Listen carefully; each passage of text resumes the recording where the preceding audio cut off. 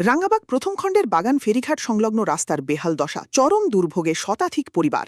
কাটলিছড়া জিপির অন্তর্গত রাঙ্গাবাগ প্রথম খণ্ড এলাকার বাগান ফেরিঘাট সংলগ্ন রাস্তার সংস্কারের দাবিতে আজ পথে নামলেন স্থানীয় বাসিন্দারা। দীর্ঘদিন ধরে অবহেলিত এই রাস্তার বেহাল অবস্থার কারণে এলাকার মানুষকে নিত্যদিন চরম দুর্ভোগ পোহাতে হচ্ছে। স্থানীয়দের অভিযোগ, স্বাধীনতার পর দেশের অধিকাংশ গ্রামীণ সড়কের উন্নয়ন হলেও এই গুরুত্বপূর্ণ রাস্তার প্রকৃত সংস্কার আজও হয়নি। কাগজে কলমে দুবার সংস্কারের কাজ দেখানো হলেও বাস্তবে রাস্তার কোনো উন্নয়ন হয়নি বলে দাবি তাদের। ফলে সামান্য বৃষ্টিতেই রাস্তা জলমগ্ন হয়ে পড়ে এবং বর্ষা মৌসুমে হাঁটু সমান জল পেরিয়ে চলাচল করতে বাধ্য হন এলাকাবাসী। এই অঞ্চলে প্রায় 200 থেকে 250টি পরিবারের বসবাস, কিন্তু দুর্বল যোগাযোগ ব্যবস্থা ও পর্যাপ্ত জল নিষ্কাশন ব্যবস্থার অভাবে বর্ষাকালে জলাবদ্ধতা ভয়াবহ আকার ধারণ করে। অনেক বাড়িঘরে জল ঢুকে পড়ে, স্বাভাবিক জীবনযাত্রা ব্যাহত হয় এবং মানুষের ভোগান্তি চরমে পৌঁছে যায়। সবচেয়ে বেশি দুর্ভোগের শিকার হচ্ছেন স্কুল কলেজগামী শিক্ষার্থীরা। প্রতিদিন জীবনের ঝুঁকি নিয়ে জলাবদ্ধ ও কাদাময় রাস্তা পেরিয়ে তাদের শিক্ষা প্রতিষ্ঠানে যেতে হয়। অসুস্থ ব্যক্তি, বৃদ্ধ বৃদ্ধা এবং জরুরি প্রয়োজনে যাতায়াতকারী মানুষদেরও একই ধরনের সমস্যার মুখোমুখি হতে হচ্ছে। স্থানীয় জনগণের বক্তব্য, বছরের পর বছর ধরে তারা উন্নয়নের আশায় অপেক্ষা করছেন, কিন্তু বাস্তব চিত্র এখনও একই রয়ে গেছে।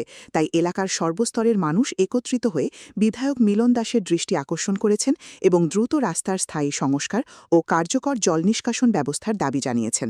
এলাকাবাসীর একটাই দাবি, কাগজে নয়, বাস্তবে উন্নয়ন হোক। বাগান ফেরিঘাট রাধারমন আশ্রম রোড রাঙ্গাবাগ পার্ট 1-এর রাস্তাটা জলে ডুবা থাকে, সবসময় জলে ডুবা থাকে। বৃষ্টি দেওয়া মাত্রই আমরা যে রাস্তার কিনারে যত বাড়িঘর আছে সব জলে বুড়ি যায় গিয়া।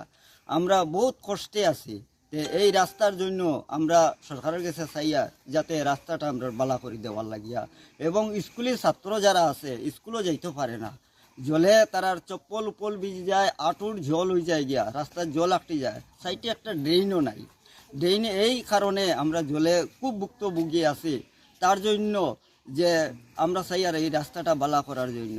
কাজ হয়েছে 2বার শুনছি, কিন্তু প্র্যাকটিক্যালি কোনো কাজ হয়েছে না রাস্তায়।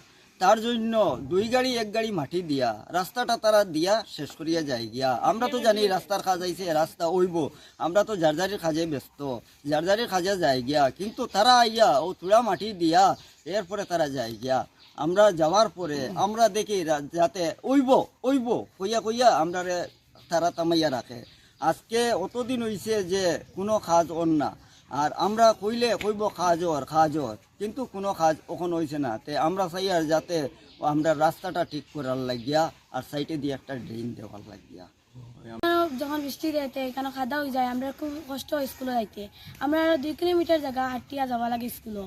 আমরা স্কুলে যাইতে সময় আমরা স্কুল ড্রেস আর জুতা মোজা সব বড়ি যায় স্কুলে যাইতে, খুব কষ্ট হয় লাগি স্কুলে যাইতে।